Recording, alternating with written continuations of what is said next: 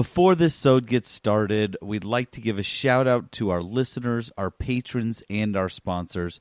This show would not be possible without any of you. If you'd like to know more about supporting the 3-Bit Gamer Show, check us out on patreon.com/3BG. And a massive shout out goes to our boss level patrons, Christopher and Patrick. You guys rock. And now, weekly gaming shenanigans with the 3-Bit Gamer Show. Enjoy.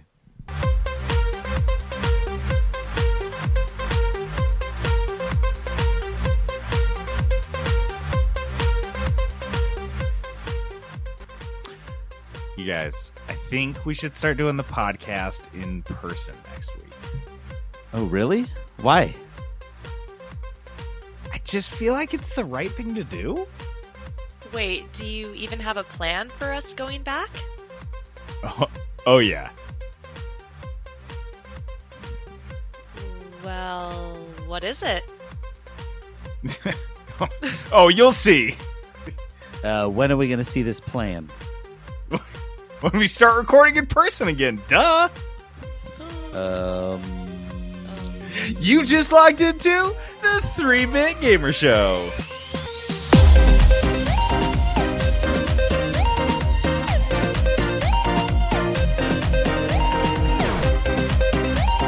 Welcome to the 3-Bit Gamer Show. I'm JD. This is Peterson. And Danny. And we're flying by the seat of our pants. Yep. That's how we do everything in America now. Just laying down the track in front of the train like Wallace and Gromit. Like, that's how we're running the country and everything else in it. It's fucking awesome. Hey, That's where's what we're this doing train podcast heading? this week. Fuck it. That way. Wherever we can get the tracks down flat. Or not. Kind of like, it's a roller tycoon situation, is what you're saying? Yeah. Yes. Yeah. Yeah. Yeah, except for all of the roller coasters just like lead into a big pit. Oh, I think I've seen that map. I've definitely done that more than once. No more bad reviews for me. Live from the 3-Bit Gamer Show. The news. All right. Our news is brought to us this week, as always, by Crave Cookies. Crave Cookies is this cool little cookie shop, soda shop, and pretzel and churro shop here in Midvale, Utah. They're on Uber Eats and DoorDash. And what's dope about Crave Cookies is they have a new cookie of the week each week. And you guys, okay, so you're familiar with Trent, one of the co-hosts on the podcast, who owns Crave Cookies and who recently just has a child. Trent, with a 6-week-old child, is still pumping out the good cookies. And this week, Crave Cookies has a new cookie. It's called the Baked Butterbeer.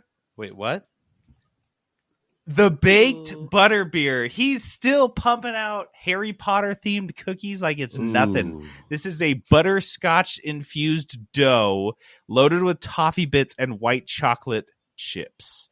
Wow. It's the perfect drink in cookie form. That So sounds amazing. they've also, dude, I'm so excited. So there's that one. There's the Flintstone, the Bedrock, which is the same butterscotch base with toffee bits and Ghirardelli milk chocolate with a cream cheese frosting drizzle on top. Yep. And of course, the raspberry cheesecake. Like, I'm telling you, Trent killed it this week. Their cookies are unbelievable this week. So check them out. It's Crave Cookies. You can find them on cravecookies.com or on Uber Eats or DoorDash, or they also have a drive-through, so you don't even need to go in. And they have contact lists, so you don't even need to use a card. You can just Venmo them cash for the order in the drive-thru. It's great. Anyway, okay, so our news starts. Actually, news was pretty thin this week, but kind of funny. But there's some this good ones. First one, There's some good there's stuff some here. good ones. This is my favorite theme. I don't know. I just think it's a pretty funny theme in any video games where people just end up spending an ungodly amount of money in extremely small amounts. This is a teen. I saw this posted on Reddit that a teen had spent close to $20,000 of his parents' savings on Twitch tips. in 17 days. Wow. Yeah, so this is donating to a Twitch streamer, just cash or tipping them. Just like watching the stream and you're like, dude, I like what you're doing. Here, I'm going to throw you $5. Uh-huh. Yeah. Yeah, and he did this so much. And the thing is look, man, like this is the nature of donation-driven content, like NPR. Like you kind of have to hawk your wares and ask for donations pretty regularly. And if you ever watch a stream, like that's what they're doing on a couple of streams. Is they're like, hey, don't forget to leave a tip or a donation or a sub or whatever. But I think it's a little different. NPR is not really targeted at children. Yeah. So it's a little different when it's like you've gamified giving creators money. I don't know, but this was this kid's parents' like entire life savings, and he had access to their credit card for lunches, like school lunches or whatever. And he just was like, "Oh, well, I'll just use this to spend," and he didn't, I guess, realize how much he'd spent. How do you not realize I 20K? That's a lot of clicks. I didn't even know it was physically possible to watch that many different content creators like that much on Twitch. Like I'm trying to do the math in my head, and I just how did he do this? Dude, I have no idea, dude. I don't know, but his parents are trying to get it back from Twitch, or trying to figure out a way to get it back. They deleted the Reddit post, which was kind of a bummer, so you can't go read it all in its. And I tried to find a undeleted version, but I had no luck. So it is just this weird thing that I don't understand. Who I had dinner with a streamer once to explain to me that he has made hundreds of dollars in tips. Like someone would tip him like hundreds of dollars at one time, and that his wife, who was also a streamer, had made upwards of $2,000 from a single tip. So I just don't get that. That seems like such a obscene amount of money. But hey, maybe all of it's coming from just like irresponsible teens spending their parents' money, and that's the whole like micro economy that supports Twitch, is just like kids with their parents' credit cards and no one knows it. Well, and here's the thing. So the mom had reached out to Twitch, hadn't gotten a response. She's reached out to the streamers. I mean, some of these streamers are like, wealthy people. There's a couple professional athletes in there, and it's like, I don't know. Yeah, I hope I see a was story the best saying, thing ever. "Oh, I gave back the $85 or the $1,000 or whatever it was that he gave me," because I mean, it's nothing for them, right? This poor mom. I think it's incredible that he was watching a professional athlete streamer, and he's like, "This guy needs my money." Yeah, like that kid doesn't understand how the world works quite yet. No. Doesn't get it. Oh man. Okay, so this next one, actually, Peterson, you do this one. Okay, so I thought this was actually really cool. Poland added the game This War of Mine to the official school reading list. So if you're unfamiliar, This War of Mine is a game that is about war, and really it starts off in like a war-torn Poland, and Poland loves their own games and their own gaming companies, but so it starts off in that's kind of how it started, and then they've branched out from there. But it is from the perspective of just regular civilians who are trying to survive in a war-torn city that's just everything's bleak and gray and being bombed, and houses are bombed out. These are the guys that made Frostpunk. So yeah, that's their game before Frostpunk. So yeah, if you've played Frostpunk, then you can understand. This game is another. I guess the only word that I can use is bleak, right? It's not a feel-good game at any point. Have you guys played it? So here's an example. Mm-hmm. I have it on Switch, and so I started my very first playthrough, and I'm a dad, and I have a daughter in this bombed out building. It's a 2D game, and I'm kind of running around this house like trying to scavenge stuff and figure out if I can build us a bed or somewhere to just sleep for the night. And then it comes due, like it's the time of the day when I have an opportunity where the snipers won't shoot me, that I can go out, which the game tells me, by the way, that I can go out and like scout for food. And I go out and I run into a different gang, and like I guess they just didn't like me, and they just beat me to death. And then I just got an alert that my daughter obviously died from exposure or starvation or something, and that was it. That was the whole fucking game. And that's the thing, is it doesn't glamorize war, and it is just very upfront. The Balkans, I believe, forms kind of the basis of the conflict in this war.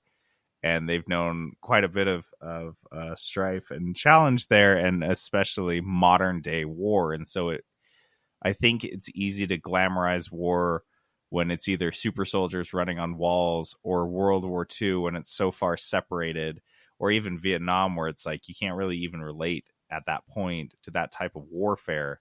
But when you see this, warfare that it seems within a lifetime and very recognizable, landscapes and stuff, it's way more jarring.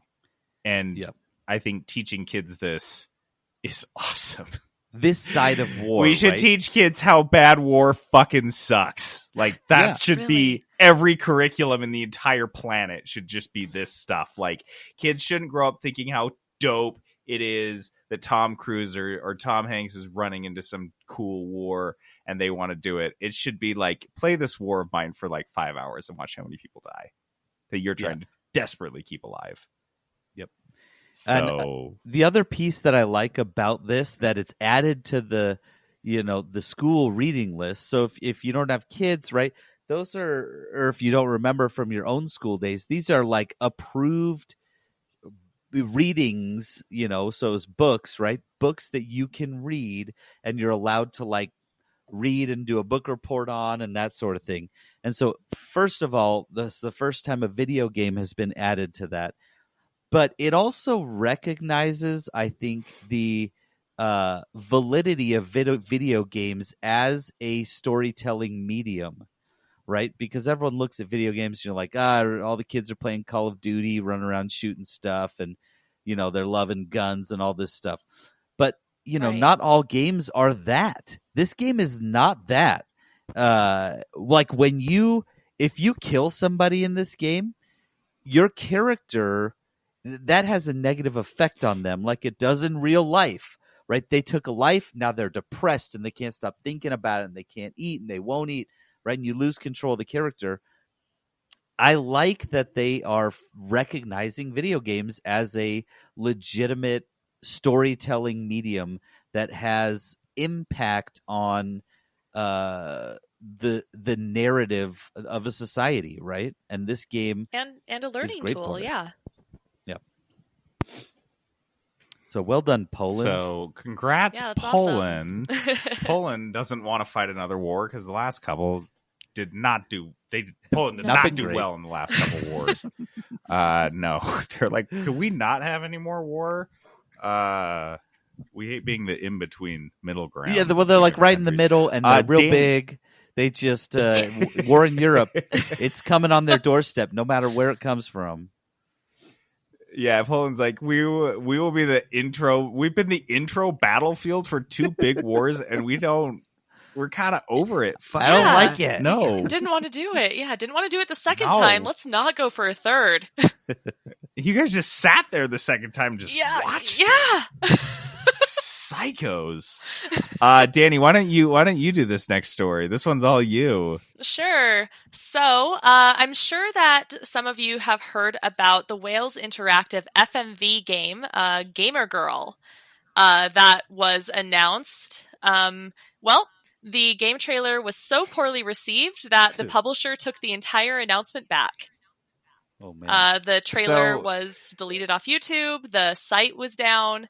They just scrubbed this thing from the internet as best they could. So, Danny, rewind a bit and tell us what an FMV game is, because I think people will recognize this and be blown away by it, that they're still making these. Oh, absolutely. So an FMV game is essentially a game that takes place IRL. They use actual actors and film out scenes. A lot of them are filmed like Choose Your Own Adventure games, and you make decisions that are then acted out in real time by the characters in the game. Wales Interactive has made them before, but there are also several other studios, a lot of European studios that make them, such as Contradiction, the Infectious Madness of Dr. Decker. I'm actually a huge fan of this style of game. I think that they, while they can get a little bit railroady, they are actually pretty fun to watch and play along with. But unfortunately, Gamer Girl did not receive as much of that excitement. It is following a new streamer named AbbyCake99. That's her name. Yep. Fuck. And, it gets worse. We are just getting started, boys. So she has returned to streaming, and you are her moderator. So it is your job to guide her choices and uncover the threat she faces by an anonymous predator hiding in the stream chat. All this takes place after her friend Becky disappeared under mysterious circumstances. For those who did not get a chance to see the trailer, for the most part, it seems like it's just going to be like a streaming moderating simulator, except that very, very close to the beginning, she starts asking the moderator questions that are extremely personal about guiding her decisions, like whether she should answer the phone when her boyfriend is calling. And of course, the goblin friends that are absolutely listening to this, because they were there with me watching this. Hi, goblin friends. We watched that, and we had the exact opposite reaction. We were sitting there going, yes, leave your boyfriend. I am your boyfriend now. It is me. She's going like, should I text him back? Should I go into this building alone? We're like, yeah. Like, Do it. The game, the studio that makes it, Wales Interactive, released a statement saying that it was about the impact that user comments and actions have on a streamer's mental health and well-being. They wanted to raise the issue of the toxic environment, especially that female streamers and gamers get. Unfortunately, by giving that kind of power, my take on it is that a lot more people are going to be in the camp, like even I am, as like a female gamer, where I just turn into an absolute goblin. And I want to get this character, this fictional character, into the worst situation possible just to see what happens. So the whole idea of battling trolls and overcoming those toxic characters, you have to remember who you're marketing to, you know? You're marketing to the toxic characters. Yeah, like they're not going to see they're the bad guy. No one thinks they're the bad guy. I've just got to say, like, once you get over your revulsion having watched the trailer, I feel like it's I'm sad that they pulled it, because everyone's natural inclination was like, well, I kind of wanted to fucking play it. Yeah, like I wanted to see how terrible it was. Like, how really dare you not to. give us this opportunity to pan your game? Like, that's not how this works. You don't roll out a trailer, then when everyone hates it, you just pull the game. That's fucked. Oh no! You have to let us skewer the game. That's part of the process. Yeah. Well, the chance still might be. They haven't canceled the game outright. They released a statement saying that, without giving away too much, it's an empowering story of a female streamer with the help of her moderator friend battles and overcomes these toxic characters. I was sitting there going, Wales Interactive, I'm sorry, but I am the toxic character at this point. Like, I am going to be that toxic character, and I promise you that a lot of other people who would play this game will be. But the game itself has not been canceled yet, not officially, just everything has been wiped amidst the criticism. So we don't have an official cancel yet. You still might get a chance to play Gamer Girl. I hope they change the name, because I think that was a huge part of it. I think that's the biggest problem, is the name. Like, I don't know if it would have been a big deal without the name. No. But look, man, there are multi-billion-dollar movie studios out there who shamelessly release Zack Snyder movies still. So you guys can release Gamer Girl FMV. You are okay. The bar is very low, you guys. You just want to play it and let Danny be the tremendous monster she wants to be. Yeah, I want to ruin her life. All right, guys, you ready for a replay? We're going to ruin her life in a different way this time. Yeah. Yeah. Well, I want to see, because it's like, this is like Danny said, it's in real life. So this is a real life actress that they have acting out these scenes. Mm-hmm. So instead of just like in a traditional game, a role playing game where you might be like, I don't really need to go read the dialogue and see what happens if I date this guy or that guy. It's like, I want to see the lines they wrote, and I want to see them acted out. I want to see it. So, next up, we've got, this is, again, I don't know what's going on. I don't know how to follow this. It's over my head. It really is. It's much more like a modder community thing, but this is the latest Nintendo leaks. There's been more Nintendo leaks. I don't know where they're coming from. Somebody at Nintendo who's ticked, but these are old game files from like the N64 and stuff, and they're releasing the source code. They also leaked the operating system that the Nintendo 64 was running on, which helps, I guess, modders of N64 games to reverse engineer them. I don't know. But what we did, the biggest takeaway from this is that we have found out that there is actually a Luigi model in Mario 64. He's there, guys. 64. It's real. He's in it. You can go watch. There's a YouTube video, and we'll post this in our Discord channel. But there's a YouTube video of Luigi and his voice, which is a little deeper than you might expect, in Mario 64. There's also, these were also included in the links, in the leaks, 1080 snowboarding, Doom 64, Star Fox 64, some Mario game, Wave Racer 64, Yoshi's Story, Zelda Majora's Mask, Zelda Ocarina of Time, and something called Zelda Ocarina of Time 2. I don't know. I don't get it, guys, because no major news outlets cover these leaks, and I don't know why. I always find them on like the sketchiest, weirdest site. I actually don't know if this link that I included actually goes to it. It's just like some weird download link. What is that? Yeah, I have no idea. What did you do? Yeah, I tried to open it and just kind of... Don't try to open it. I don't know what I did. Yeah, didn't work. It didn't work. Sorry, guys. But yeah, long story short, like these Nintendo leaks are just reported on these like Nintendo fan sites, and they're generally just for people that are creating mods or sequels, or some just playing around with the old source code files for these 64 games. So good. The leaks continue. Luigi and Mario 64. And the why last didn't they do story... that? Why would they not do it though? Why would they not put Luigi in it? And give us that deep Luigi voice. Hey, I'm a Luigi. Huh? Hey, I'm Luigi, guys. Mario's like, yippee! It's time to do Mario. some jumping. Yeah. Hey, hey, Luigi here. I'm walking here. Hey, I'm walking here. Hey, I'm jumping here. This is as low as my voice goes. Dude, that's pretty good. It's better than Jenna's. Oh man, I'll tell you that much. So this last story, this is near and dear to my heart, and I'm so confused, and I think everyone else is confused. So confused. If you guys remember, way back in the day, early 2000s, late 90s too, there was a TV station that was dedicated just to video games. It was called G4 TV. G4 TV.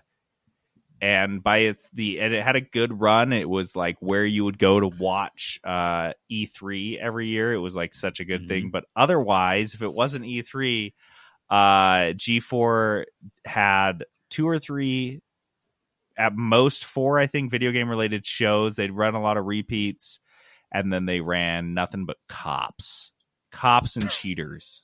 There was a show called Cheaters, I guess. I don't know. But real classy of TV.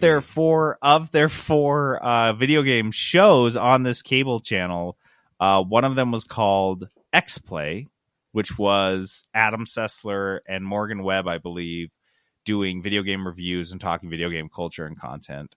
And then they also had another one called Attack of the Show, which included a lot of breakout people like Jessica Chobot and Sarah Jean Underwood and Kevin Piera. Is that what his fucking name is? I don't know. There were a lot of people that were kind of influential video game commentators that were on these two shows, X-Play and Attack of the Show, and G4, obviously, because it became the Cops and Cheaters Network, folded in 2012. And I guess they're back. They're coming Some tweet back. just showed up on the X-Play Twitter account that was like, we're coming back in 2021. The tweet just says, we never stopped playing. And then it's just like a short little dingus video. Dude, I don't know. The thing is like these shows were good. They never had enough content to justify a whole cable network, and they never were willing to invest in the amount of content that would have been necessary. But if they had, like, G4 could have been such an influential channel and just general network, but they just kind of had 2-3 shows on Lifeline the whole time. And so they were good shows. They had a good fan base, but they never really had support that they needed. So I don't know what this means. The other thing that was notable is every single person that was like connected to G4 TV back in the day tweeted this story, and they're like, I don't know what the hell this is. They're like, whoa, this is weird. Where's this coming from? So it's not like they have the original people keyed in unless they're part of it and they're just being very coy. Guys, I don't know what's going on. What's going on? I don't know either. This is bizarre. This is it seems like they should have just done like a YouTube channel, right? And kept the show going with a YouTube show or something like that, and kind of missed that boat. And so now they're coming back? Dude, you guys right now, you guys should go to g4tv.com. I'm at it. I don't know what's happening. What is happening? It's not. There's nothing. Yeah, this is pretty funny. Is this an ARG? I don't know what's happening. It just has like MS-DOS type of code, and then it's Love this. Oh, never mind. Just play the game, and then it plays Pong. Is that what it is? You lose. Yeah. And you lose, and then you just keep going again. Oh, I lost. I don't know what's happening. Oh, but I'm still a good person. Thank you, G4 TV. Yeah. So G4 TV. Here's my question, X-Play. you guys. I was writing for G4TV.com when they shuttered the site. Like it was your fault. A couple of my stories were like the last You did few this. ones on the front page. No, I'm wondering, do I still have a job? Can I just come back? Like, no one told me we're doing this again, but you guys need content for your website, so Dude, just send him a tweet and be like, no joke, I'm just going to reach out to the editorial director because he's still the guy that's like over it, and just be like, hey, so am I back? Are we doing this, bro? The last review I did was for I think it was Forza Horizon, actually. So, dude, yeah, perfect. I'll just review the latest one. We'll call that good. Okay, let's move on. Something nutritious, outrageously delicious. Kudos on yours, I know. All right, kudos is our positivity segment where we like to give a shout out to something we love. And I will just lead off because I have a quick kudos. I would like to give a kudos to Peterson. Oh, yeah. If you guys haven't had, I'm sure you guys have already listened to our time loop episode from last week. If you haven't, you should stop and go listen to it. But I got to say, like, we recorded that and we did it all in one go, which was pretty hard. But there was a decent amount of editing, and Peterson just made it sound so funny. And I was listening to it and just laughing during every single time that stupid song came back on. So Peterson's comedic timing when it comes to his podcast production editing is just second to none. So kudos, Peterson. Thanks, man. Just amazing. Quick funny story about that. One of my buddies that I play games with, he was on a road trip last week, and he was like, hey, he got back and he's like, hey, I was listening to your last episode, and I actually think there was something wrong with it. Like, it was just, you guys were talking, and it just cut off and went back to the same segment. And like, it was the same exact thing, which made me feel good because I did not like replay our dialogue. We just did the dialogue again. and it was almost exactly the Yeah. same. And I was like, well, did you keep listening? And he's like, no. And look, as a podcaster, that shouldn't make me happy. Even skip And forward. it made me so happy. I was dying. I was like, Steven, that was the whole thing. It was a time loop episode. And I was like, did other people do that? And I'm not going to lie. Oh, yeah. It killed me. I was dying laughing. So funny. It's like our own little troll that we did. I was going to say, maybe this should serve as a PSA. Guys, last week was not a bug. If you didn't finish the episode, you should go back and re-listen to it. You're going to hear the Heidi Montag song about 11 more times, but I promise it's worth it. It's worth Never it. leave it. I've woken up with that song in my head every single day for the last week. So, Said it. Never leave it. Yep. Anyway, does anyone else have any kudos? Yeah, Danny, you have yeah, one, right? yeah, I have one. So I finally broke down and bought Sea of Thieves.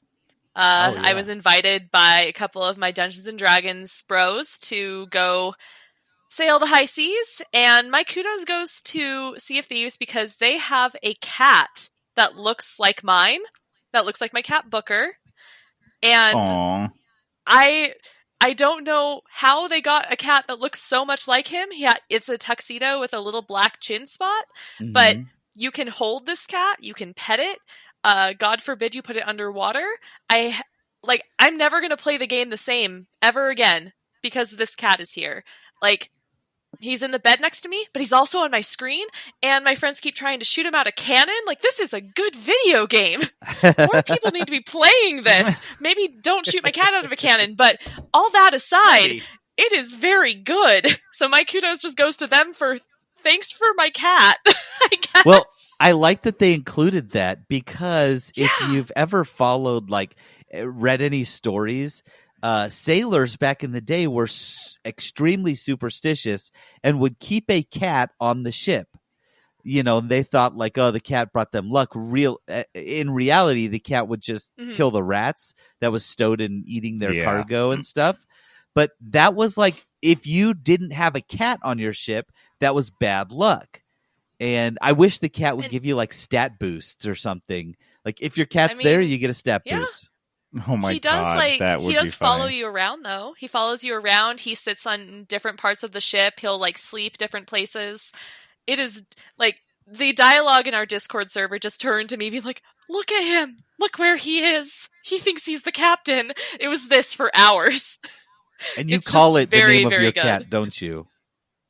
His name is Booker DeWhiskers, just like in real life, yes. Guys, look at Booker, and they're like, Danny, it's not Booker, it's just in the game. You're like, I know Booker, and this is Booker. It's Booker, and he doesn't like the rain. We need to go somewhere sunny. I demand it. Oh my God. I'm just laughing at Peterson's idea that the cats would give you a stat bonus. You'd have people min-maxing, and their whole fucking boat would just be cats. Just filthy. It'd be like a crazy cat lady boat. And they're like, dude, you have no idea. My luck is so high. I ran into a Kraken last week, and it gave me a ride. My morale is through the roof. These cats are over here. Everyone's so happy. It's true. Dude, you can give it little outfits. It's just so much care put into these little pets that you can get. You can get parrots, monkeys, cats. It is a microtransaction. I did give them money for this, but it was worth every penny of this game that's been out for years. I'm telling you, there's something about pets in games. There's something about pets in games where you're like, I don't know. I just love it. I love it so much. Yeah. I don't know why. I can hold him. I can pet him. Even if it does nothing for me, I'm like, well, I need to get this little pet. Yep. So. He's just with me. I can just pick him up and hold him out to show people. Look, it's Booker. I'm like, look at him. They're like, we're fighting something right now. We have skeletons. We're fighting. You need to get a gun. I'm like, my hands are full. Yeah, I got to protect Booker. Don't shoot Booker, you guys. They shot him out of a cannon so many times. I couldn't get him back. It was keep away. I wish he would just come swimming back too, and he just shows up back on the ship, crawls back up on it. all pissed and like He wet. He does. Cats when they're wet, like all mad. Oh, he just shows up covered in like soot and like cannon fodder, but otherwise he's fine. But we also can fire ourselves out of those cannons. Yeah, smart. Okay, well, I have Peterson, a kudos. Do you have any kudos? Yeah, I have a Foodos, and normally when we do Ooh. Foodos, it's like some sort of snack food or fast food. It really shows our preferred diet. Garbage. But this one, this one garbage. is not. I am giving a Foodos to kimchi. Not any specific brand of kimchi. Just like in general? Just the food kimchi. And let me tell you what happened. So I had a Korean friend on Facebook post a picture, and you might remember this, JD, of a kimchi hot dog. And I was like, oh, shoot, that sounds super good. Yeah. So, and I even mentioned that to JD. So then I had to eat some kimchi. Since then, I have eaten several kimchi things. All of them are fantastic. I knew I liked kimchi, but I don't know. It just keeps hitting the spot. I bought some kimchi pot stickers, and they're phenomenal. I've been like buying pot stickers and cooking them in the pan, and it's my favorite type. I don't know what it is. Kimchi hits the spot. If you haven't had it, go try it. It's spicy and fermenty. But I don't know what it is. It's like spicy fermented cabbage. If you haven't had pickle or kimchi, it's a Korean food. It's a Korean staple, and I love it. I can't get enough kimchi right now. Okay. Nice. So get out there and get some cabbage, everybody. Not just any cabbage, JD. Fermented Korean spicy cabbage. All right, Honestly, everybody, go get some cabbage and then let it sit in some mush and get old for a And minute. red. And then eat it. yeah. A lot of people I know have Yeah. actually started making their own kimchi in quarantine because, Oh, what else are shoot. we gonna do? Make wanna your own do that. kimchi. Yeah, do it. Maybe make it in the garage. Okay, maybe Google. don't do that.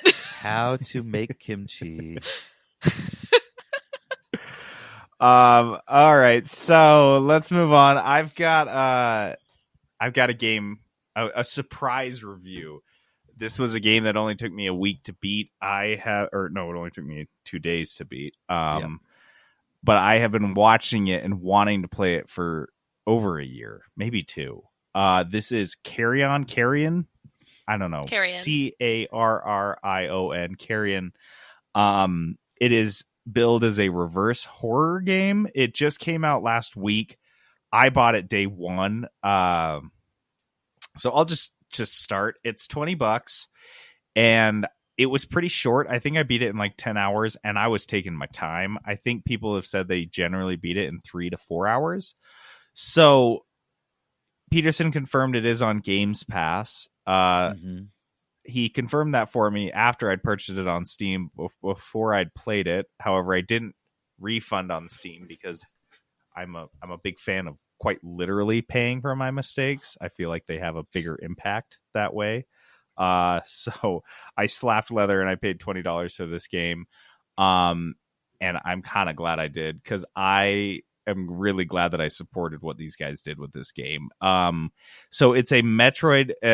Carrion is a side-scrolling game. So it's 2D. It's very pixel art-y. And it is a Metroidvania. It's billed as a Metroidvania, but I gotta say, it's Metroidvania light. It is not the same things you come to expect from Metroidvania, which is open world exploration and a ton of different skills and abilities that unlock different areas, and you could maybe discover other areas before you're supposed to, which is kind of fun. The thing is, you play in this game as a monster that has broken out of a lab. You are a goopy flesh blob monster from hell. You have like a billion mouths, and every What a person mood. you eat. Yeah, Right, dude. It's a 2020 monster right there. Relatable. Yeah, I have 14 mouths and I'm never satisfied. So you play as this monster that's like I feel attacked. zombing around this Which part got you? Was it fleshy blob monster?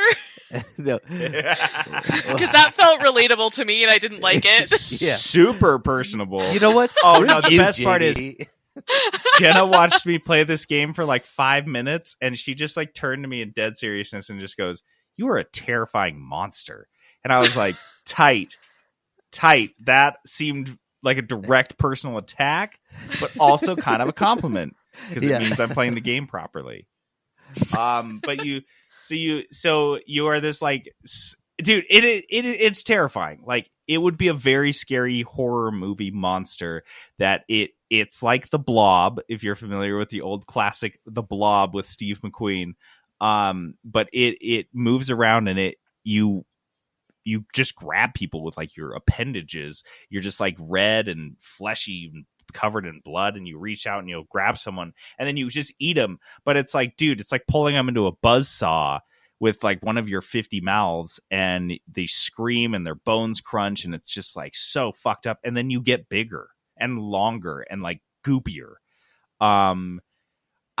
It's so scary. It's awesome. It's so much fun. Sounds dope. But here's the problem is that you have instant verticality everywhere on the screen right off the bat. So if you guys have played a 2D Metroidvania, you're very familiar with the idea that parts of the map are limited by the abilities you don't have yet. So for example, you can't double jump, so you can't get up that ledge that's higher. And then when you come back to that area later, you do have double jump, you can reach that ledge.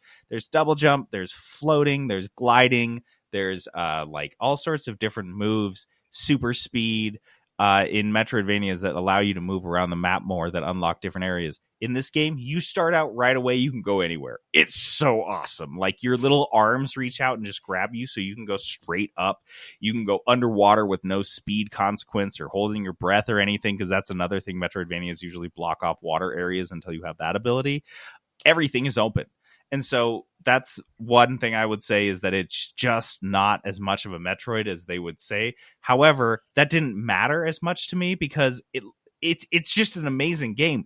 The monster's movement, the way the monster moves, if you watch in the trailer and you're like, oh, that looks like, like they just cut out really awesome gameplay for the trailer. No, dude, that's how it feels. You feel like that monster is very responsive to all the things you're doing. You're like, I want to go climb up into that crevice in the ceiling and like squish as much of my big, huge body into the crevice. And you can see your monster like pulling all of its goopy self up into it.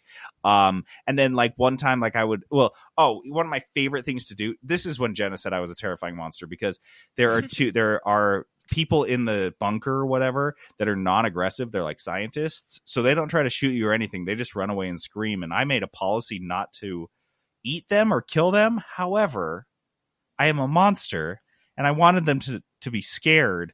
But in my headcanon, the monster he just only attacked when he was attacked, and he tried to communicate to the nice ones. So what this ended up doing is I'd break into a room full of scientists, and they'd be running and screaming for the corners and running away, and I'd just sit directly above them on the ceiling, like within a couple inches of them, no social distancing, and then just growl in their faces. And Jenna would watch me just growl in the terrified faces of these people who had moments before watched me like eat all of their protectors in horrifying ways. And it's just so cool. I was just sucked into being the monster. And at one point, like you can like reach out with your arm and very delicately open doors, for example, or you can rip the whole door and frame out and throw it at someone and squish them. So I would make a point of like hanging above the door and like opening it slowly and then just leaving it open, because you're like, yeah, that would be what would happen in a horror movie. The door would open spookily and you wouldn't see what did it. But then the monster would be right above the door frame, and I'd be sitting there. So when someone would come to check out the door frame, I'd reach down and grab them, and so anyone that was looking out the door would just see the blood fall and hear all the crunching. Dude, I'm telling you, it feels like it's the most realistic. Like, I know they've had reverse horror movie or horror games before. They did that the Jason one where you could play as Jason, and I think that kind of captured it. This one feels more like those ephemeral like space horror movies, those ones where it's like Alien or where it's just like some monster that's crawling through the vents. Oh my god, I forgot to tell you the best part. this is kind of a spoiler, but on a 3-hour game, you'll find out quickly enough anyway. There's an ability you get where you can send out a little crawler and control somebody. You take control of them. Oh my Yes. It adds this layer of spookiness because I would be if I would be in a different room and I'd take over some guy and he would go walking into the next room and everyone would look at him like, whoa, that guard's off of his normal shift. And they could like look at me for a second, then they'd leave me alone. And I just walk up behind the guys and just execute them. Like, cause you could now control the guy walking with his gun and everything. And or like a flamethrower. And then another cool thing was like I tried to take over a guy, but his buddy had his eye on him. And so as my crawler was going and like starting to take him over, his buddy shot me and I like lost health and my crawler felt like, you know, when if you see a little arm in a horror movie reach out like a tentacle to grab someone and someone shoots it and it's like and it recalls. That's exactly what my monster did. If you light the monster on fire, it just like burns in this like spectacular manner and you have to like scurry off to find water or you'll die. Dude, I can't tell you enough. Like if you like those types of horror movies, where it's just like creepy as shit, like The Thing, like we're talking The Thing meets Alien meets, whatever that other one was where they crashed into the ocean, but they thought they were in space for 700 years. It's just I think of like so Akira, good, you guys. Yeah. Oh yeah. Flesh monster. So yeah, it's a flesh monster. Love my that. only nit. I only have one single nit for this whole game. It's that it doesn't have a map. I've never in my life played a Metroidvania that not only didn't have a map, but didn't have a map that the developers obviously took great pride in. I feel like that's such a huge core element of a Metroidvania. I understand you're role playing as a monster, so checking a map really isn't in your lexicon. It would have been nice to have at least a reference of where things were. Other than that, though, because I did get lost at the end of the game, I had 2 minutes left in the game, and I spent 45 minutes wandering around lost as shit, which was really frustrating. But other than that, like, I'm just really, really hoping that they use this foundation they built to make Carrion 2. Like, it's clear that they put a ton of time and effort and love into the monster's movements, and that's what feels like the highlight of the game. That's not a complaint at all, because I'm going to go back and replay it, and it's not because like the story was particularly engaging or the puzzles were super hard to solve, but because I like playing as the monster. It's just fun. Like if it was a randomly generated map where you just went left to right and played as this monster, it would still be fun because of how smooth and just like, I don't know. It's on Games Pass. So like I said, this is the mistake I'm paying for. If you guys don't have Games Pass, you should get it for this game. Cause what is it, Peterson? Like $5 a month? It's $10 a month. You can definitely, I haven't $10 bought a month Xbox game for 2 years, right? There are so many games on it, and a lot of these indies that come out, they go on Game Pass, and so absolutely worth it to me. Yeah. So I was gonna rate this game. Our rating scale on this podcast is buy at any price, wait for a sale, or don't buy. I was gonna say wait for a sale because it's $20. But I the more I thought about it today, the more I realized that like this game for me was just so astounding and so standout and noteworthy that even its short length was not that big of a deal for me. Because I thought like Obra Dinn for me was one of the best games I played in 10 years. And that game only took me like 5 hours to beat. So no, get this game at any price. Check it out on Games Pass if you're unsure, because that's basically free. But $20, definitely throw it on your wish list because I'm sure it'll go on sale in the next year or so. But it's called Carrion, Carrion. If you like horror games, if you like horror movies, and I'm not like, honestly, I would never say I'm a horror movie fan. I appreciate a horror movie that sticks out, that's like really stand out, but I'm not going to go watch the crappy ones just because I like the genre so much. This game, though, is just, it transcends everything, and it is so fun and amazing. So I couldn't gush enough about it. I was so excited to talk about it if you guys couldn't tell. So check out Carrion. I will check it out. It looks great. It honestly looks really good. I was watching some video while you were talking, and you're right. The monster movement seemed really smooth and brutal, and I don't know, so like you would have fun with it, right? How is the music in it? The music is so creepy, and the best part is it happened to me over and over again as I kept getting creeped out before I realized I was the fucking monster. You're the bad guy. So I'm like going through this creepy background, and there's like this derelict scientific lab falling apart, and there's spooky music, and I'm like getting chills, and I'm like dragging my fleshy 100-foot long snake corpse with 14,000 mouths through this like air vent, and I'm like, dude, you're the thing to be scared of. And I'm like, yeah, I am. Yeah. So it's just, dude, it's spooky. It's so fun. I loved it. But let's move on. We've got, this is one of our, Peterson, do we ever get a clip for this? Do we have a sound clip for this? Yes. Games.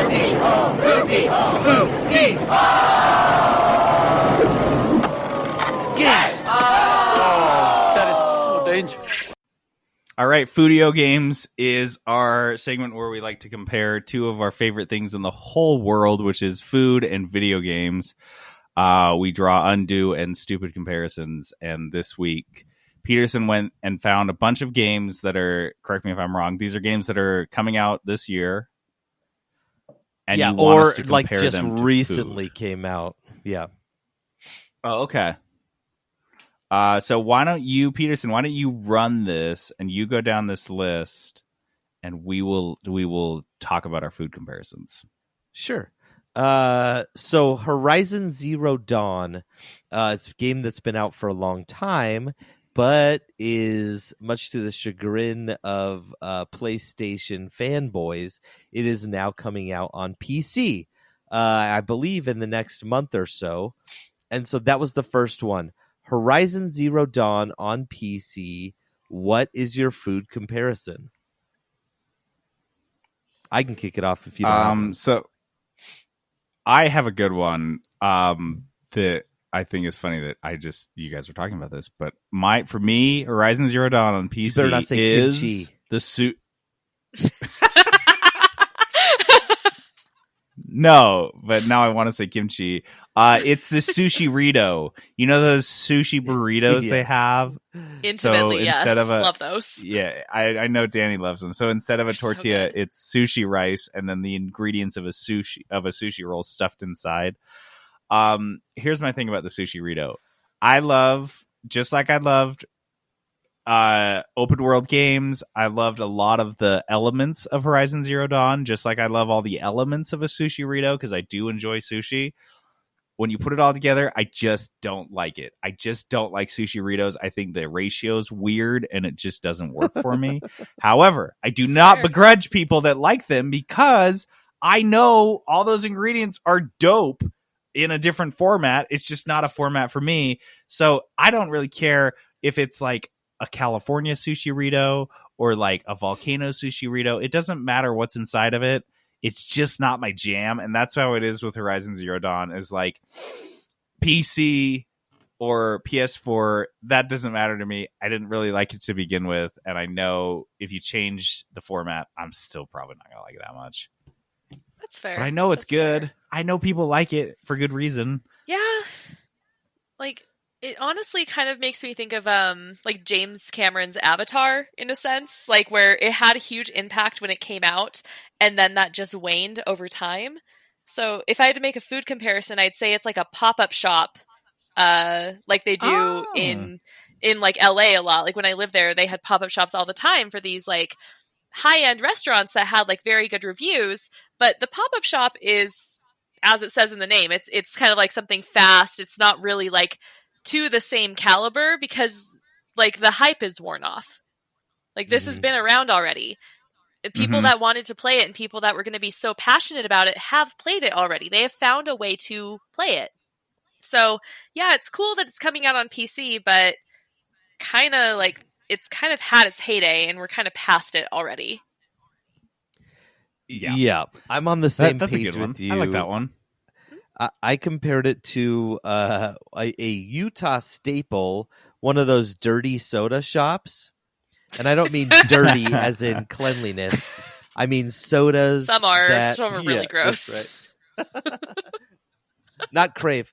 No, it's sodas Crave's good. that have a bunch of stuff mixed into them. Syrups and cream and flavoring and all that. Yeah, stuff. they like mix them up into cocktails, kind of. Yeah.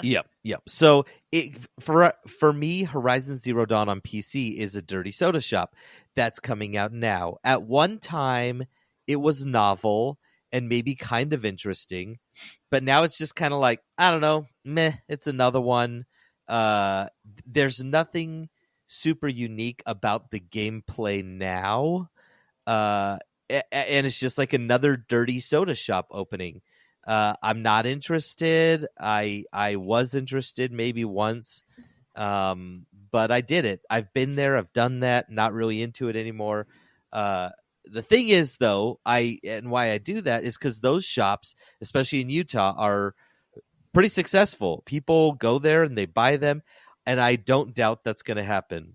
People who didn't have a PlayStation or don't have a PlayStation are going to say, oh, cool, I want to see what all the hype is about. It's going to sell a decent amount of copies, just like a dirty soda shop is going to sell a lot of soda. So for me, Horizon Zero Dawn on PC, it's a dirty soda shop. Yeah. Okay. Yeah, I like that. All right, what's our next one? So our next one is a game that was recently released, The Ghost of Tsushima. What do you have for this one, Jacob? So for me, Ghost of Tsushima is an awesome new food that you just heard of, and you're stoked as hell to try. This is like, I feel like there's some foods I hear about, and I'm like, why the hell has no one told me about this yet? For me, recently it was Korean fried chicken. I got recently some amazing Korean fried chicken in San Francisco pre-corona. And was like, what the hell? We've had Korean fried chicken for how long? And I just found out about it. And before that, it was Nashville hot chicken. Like, Nashville hot chicken's been around for 20, 30, whatever million years. And I just found out about it like 4 years ago. What the hell? And that's how I feel about Ghost of Tsushima. Like, but with both of those foods, like, I looked at them and just like the description alone was enough for me to know that I'm going to be way into it. And that's how I think of Ghost of Tsushima. I watched the trailer, I read about it briefly, and was like, yep, that's all I need to know. I need some Nashville hot chicken in my life. Like, that was just that simple. So that's what it is for me. Just some dope food that I just found out about. I'm like, what the hell? Who's been keeping this from me? See, like, I thought of it kind of a different way, because to me, Ghost of Tsushima is kind of like a really spicy pepper, where half of its reputation has to be with the challenge of it, right? Like Dark Souls and all those other games, like, half of the hype comes from like, oh, this is a challenge. This is going to be like a very like mechanically challenging like game that is beautiful. Like, yes, it is gorgeous, and aesthetically it looks like an amazing like pepper focused dish or something, but there's a little bit of a badge of honor in consuming the whole thing and like getting through it. So I'm not super hyped on playing Ghost of Tsushima because I'm not really into that style of gameplay, but like the people that are going to go for it are the people that are going to be like the diehard, like, yeah, they're going to get into it. They want their picture up on the wall. Yeah. Yeah, that's fair. That is a good take on Ghost of Tsushima. For me, okay, so you know when you go to like a really nice steakhouse and the food is fantastic, the meat is great, the sides are all great, everything's so good, you just eat it all up. It's dessert. Ghost of Tsushima is dessert at a really nice steakhouse. It's gonna be good, right? I see it. Holy crap, that looks amazing. I want it. But there is a good chance that I'll never get to it because I have so much good stuff before I can get to Ghost of Tsushima. I have so many games to play, so many things on my list that I'm in right now or I'm going to do.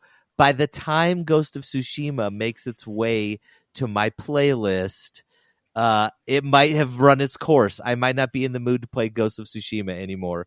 Just like dessert at a very nice steakhouse. Okay. Okay, what's next? Yeah, next we have a game that we've been hearing about for a little while. We saw some things about it. Some confused looks came after seeing the trailer. The Marvel's Avengers game, which releases, I want to say, September? No idea. I didn't pay attention. Yeah. I thought it was already out for some reason. Dude, this is... I just remember going to a recruiting event for it years ago. Mm-hmm. So it just September feels like it's 4th. Oh my god. It's been in development for 100,000 years. Yep. Peterson, what's your food for this one? So for me, Marvel's Avengers is curly fries. Here's why. I like curly fries. Everyone likes curly fries. Wow. Do they though? But that's the thing. We like curly fries. Like if there's curly fries in front of you, you're like, oh sure, I'll eat some curly fries. But if you eat a full portion of curly fries, you're kind of done, right? You don't want any more curly fries, and they kind of lose their appeal. No, I always want more curly fries. No, for me, they lose their appeal after a good like a portion that you'd get at Arby's or whatever. And that's how this is. I love the Avengers. I've loved the MCU. I've been so in. I've watched all the movies so many times. They finished up that storyline, and I'm excited for what's next. But at the same time, I'm kind of like, I don't know. I've had a lot of Avengers, and now you're releasing the game. I don't know if I want another curly fry. Mm-hmm. I'm kind of done with my curly fries now. What's next? And so that's how I feel about the Marvel's Avengers game. Plus, it's like curly fries at an Arby's knockoff, right? Oh, because the characters in this game, the curly fries you get at Target in the freezer section, yes, that have Arby's branding on them. But you're not like, that's same. not going to taste like the fucking Arby's fries. Nope. That's exactly what I put. That's so funny.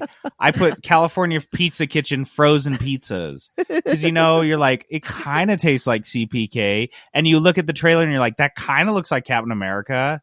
If Captain America was a completely different guy, I guess. And it's like, the attitudes of the characters are like kind of the same, but slightly different enough that you're like, this is just a little weird. And honestly, it just makes me want to go to CPK. Like, it just makes me want to go on Disney Plus and just like watch the Avengers as much more than play this game. So yeah, that's what I put. Danny, what is it for you, do you think? So I wrote down like several different things, just kind of like as a blanket statement. It just feels like one of those trendy restaurants that tries to open after the trend has passed. Not to say that Marvel and the MCU is not still like relevant, but the timing on this just feels like such a missed opportunity because we've already spent so much time with these characters, like you guys said, and their story is over. So now we're seeing kind of like a weird knockoff version of them in a game that I'm sure will still be beautiful because Crystal Dynamics does a great job, but it's just a little too late to ride that hype train. And so now it's trying to build up from the ashes of something on a book we've already closed. So yeah, like a late to the game restaurant trying to follow a trend. And the book feels super closed right now because we have had no like news. We kind of have a general idea of the movies that are kind of coming out, but we're not seeing trailers. No one's seeing like movies on the horizon to keep that hype train going. It's like this game is releasing in a very weird Marvel vacuum, and it could not be worse on the timing. Yeah. It's like trying to go to KBBQ during a pandemic. Exactly. So sad. Exactly. It's just you're just going to get the frozen stuff at the grocery store and be disappointed. Dude, I love that comparison. Okay, so up next we have a game that's is scheduled to come out October 2nd, Star Wars Squadrons. Tell us about this game, because I didn't know anything about it until I looked it up, and I don't know as many people know this game. I didn't. So give us the skinny on Okay. Star Wars Squadrons, because this game looks awesome.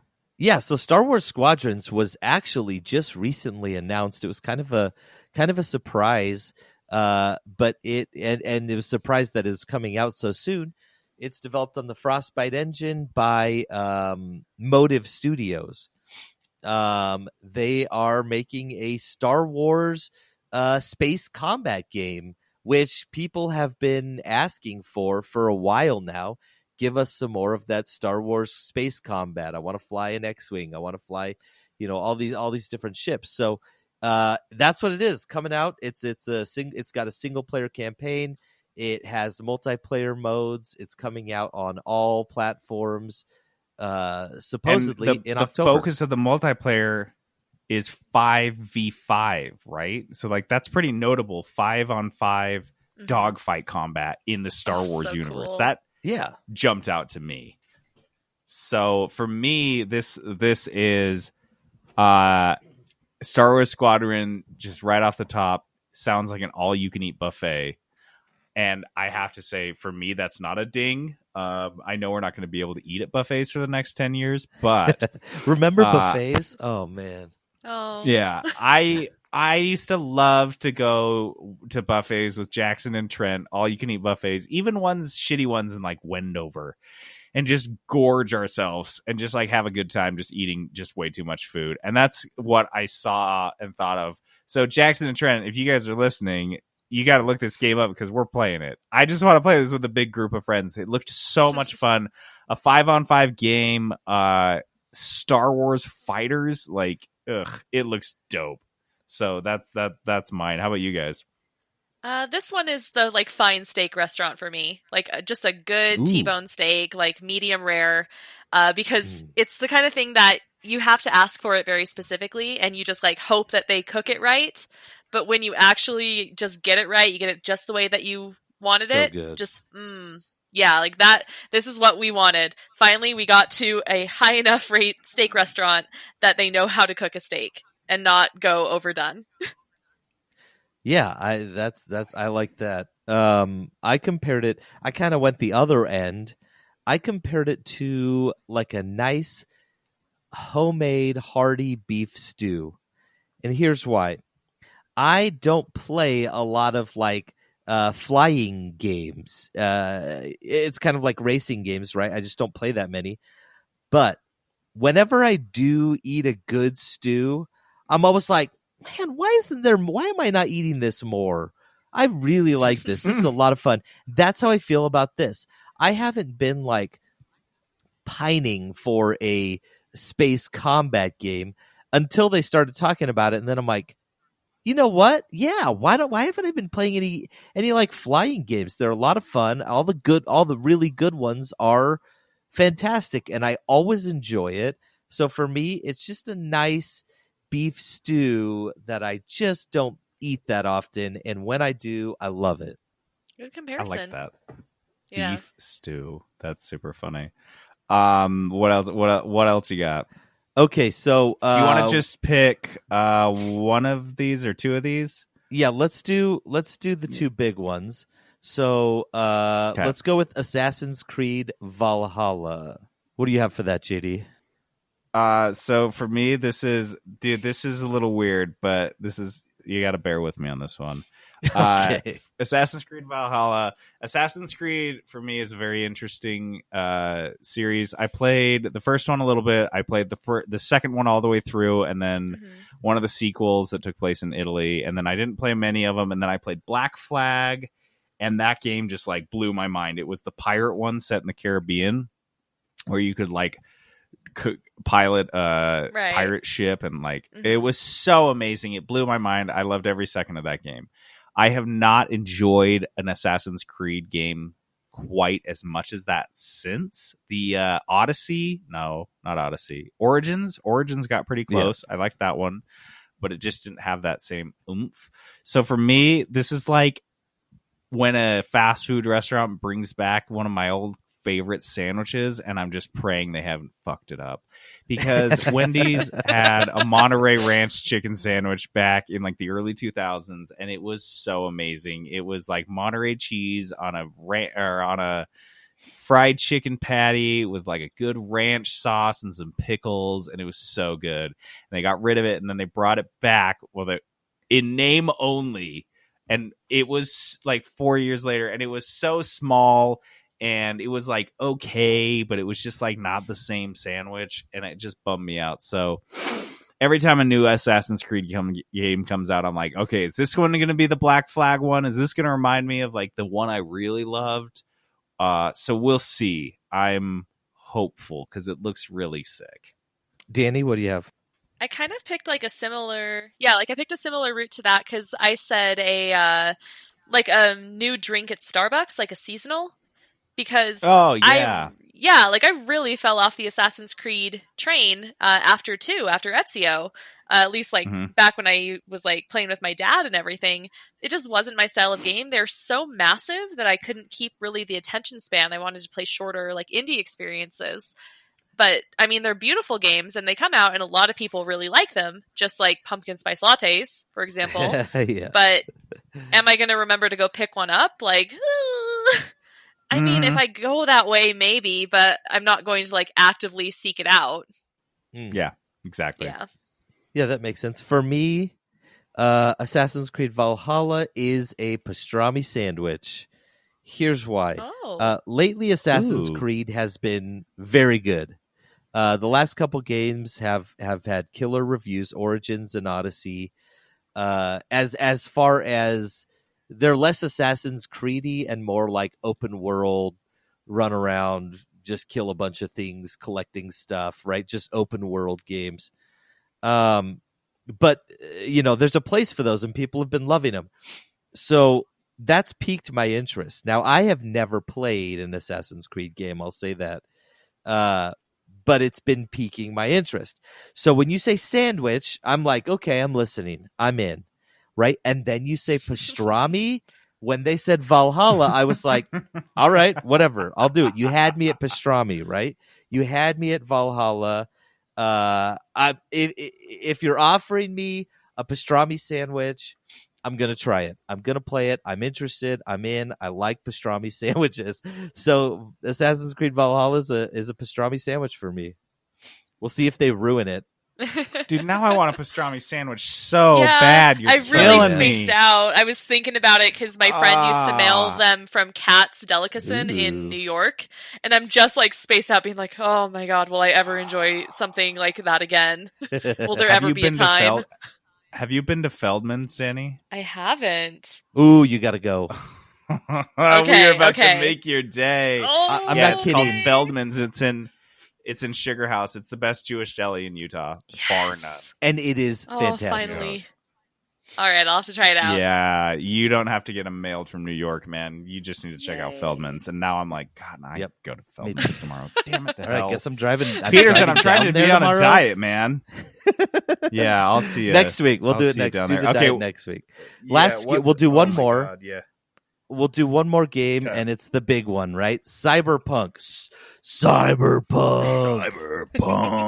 Cyberpunk coming out supposedly. Let's see, November. Is that the release date we have right now? Yeah, November 19th. The big one. People have been waiting patiently for this. People are excited for it. I'll kick this off. For me, Cyberpunk is New York style pizza. You don't even have to convince me to eat it. I saw the trailer. I'm in. It's just there. It's going New in my York mouth. style pizza. Even if I'm not really hungry, I'll eat a slice every time. There is no convincing. Yes. If a New York style pizza joint opens up, I'm not going to look at reviews. I'm just going to go.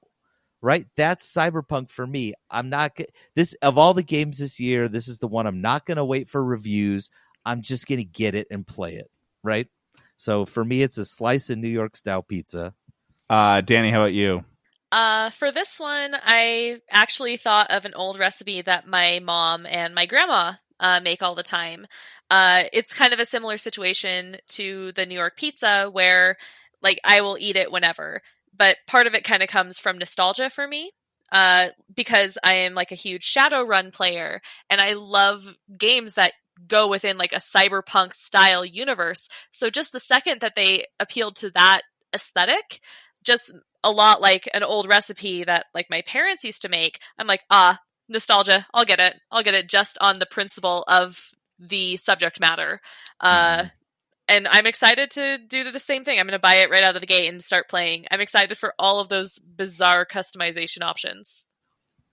Yes. I think we all kind of went the same route because I put if you guys know me, you know, one of my favorite foods on the planet Earth is a Freshies lobster roll. So here in good. Salt Lake. So good. And I have, when the coronavirus, when this shit started, we went there like 3 or 4 times when we were like, oh no, local businesses. And now we're like, oh, we're just going to sit inside the house and try not to die all day.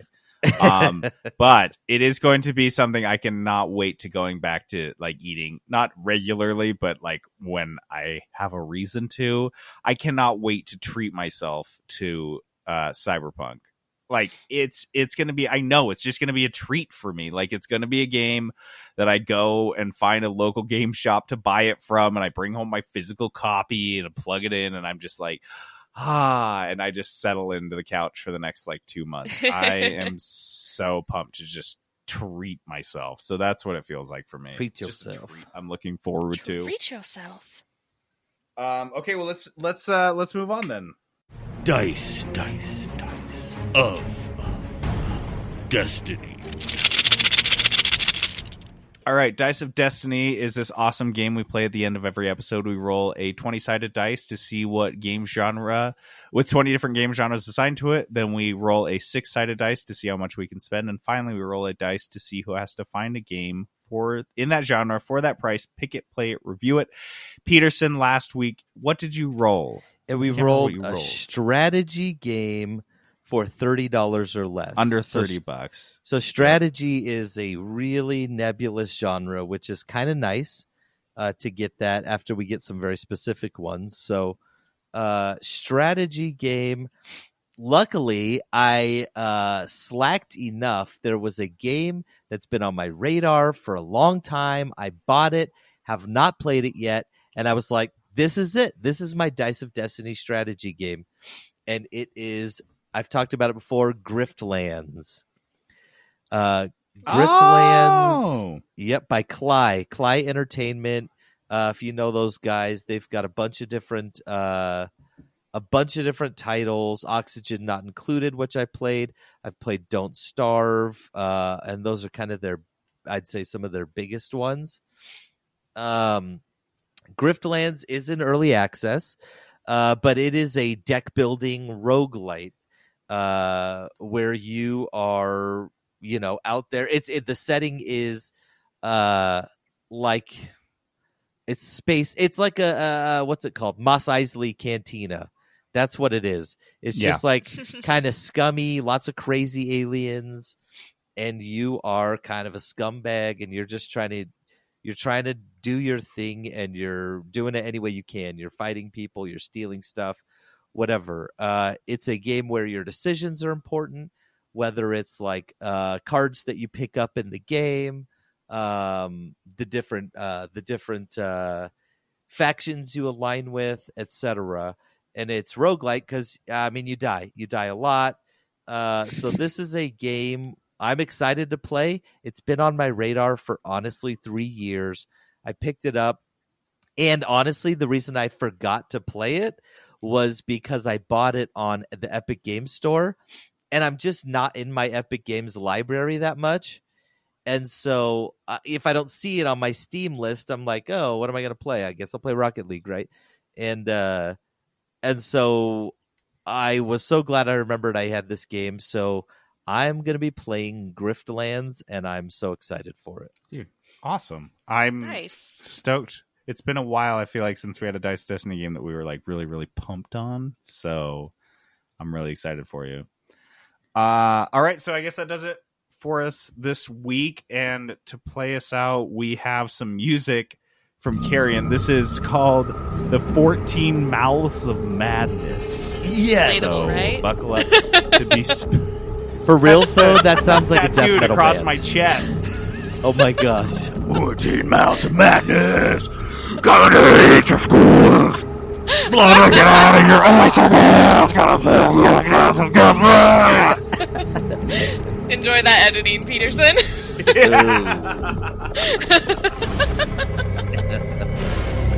All right, guys. That does it for us. I'm JD logging off. This is Peterson going AFK. And Danny saying BRB.